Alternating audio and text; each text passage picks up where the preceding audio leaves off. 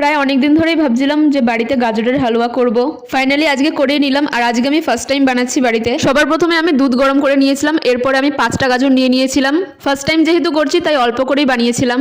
ফার্স্টে তো গাজরগুলোকে ভালো করে ধুয়ে সেগুলোকে পিল করে গ্রেট করে নিয়েছিলাম।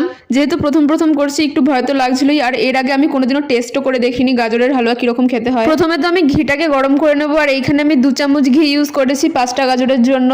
আর এই ঘিটা একদম খাঁটি ঘি, পুরোপুরি বাড়িতেই তৈরি করা হয়।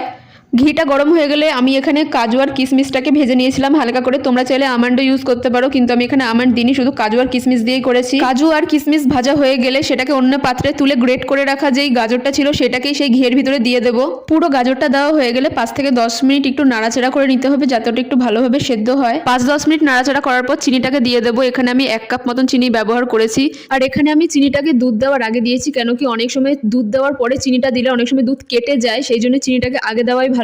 এরপর চিনিটা যতক্ষণ না গলছে ততক্ষণ নাড়াচাড়া করে নিতে হবে। চিনিটা পুরোপুরি গলে গেলে তারপর আমরা দুধটাকে দিয়ে দেব। দুধ দেওয়ার পরে 10 থেকে 15 মিনিট ভালোভাবে ফুটিয়ে নিতে হবে, যতক্ষণ না গাজরটা ভালোভাবে সিদ্ধ হচ্ছে। আর সবার শেষে যে কাজু কিশমিশগুলো ভেজে রেখেছিলাম সেগুলোকে ওপর দিয়ে ছড়িয়ে দিলে রেডি হয়ে যাবে গাজরের হালুয়া। আর সত্যি বলতে খুবই টেস্টি হয়েছিল খেতে। তোমরাও বাড়িতে এভাবে ট্রাই করে দেখতে পারো। আমি তো এখন মাঝে মধ্যে বানাবো ভাবছি বাড়িতে।